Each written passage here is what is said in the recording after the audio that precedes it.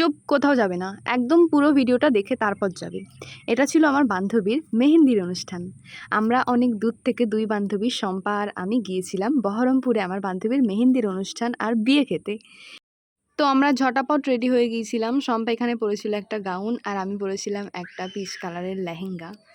তো এখানটায় সব পারফরমেন্স হচ্ছিল। আমার বান্ধবী যার বিয়ে, সে তার মাকে নিয়ে একটা হার্ট ওয়ার্মিং পারফরমেন্স করেছিল, যেটা আমাদের সবাই দেখে ইমোশনাল হয়ে গেছিলো।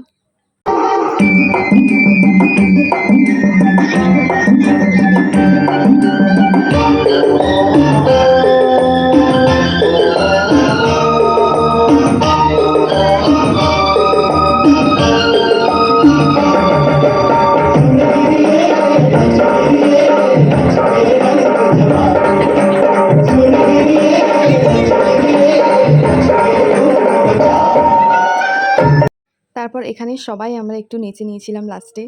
সবাই, কেউ পাচ্ছিল না নাচার জন্য।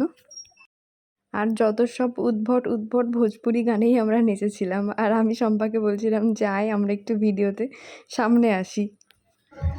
তো এখন ফাইনালি হচ্ছে অদিতির মেহেন্দির অনুষ্ঠান কমপ্লিট হলো। আর আমরা সব এরকমভাবে সেজেছি। আর এখানে অদিতি এবার ড্রেস চেঞ্জ করবে, আমরা সবাই ড্রেস চেঞ্জ করবো। অদিতি কিছু বল, কেমন নেচেছিস বল? আমরা পুরো নেচে পাঠিয়ে দিয়েছি। আর একটা কথা ভাবতেই অবাক লাগছে, কলকাতা থেকে অত দূর থেকে এসে মেহেন্দিতে অ্যাটেন্ড করেছে। আমি হলে জীবনেও পারতাম না।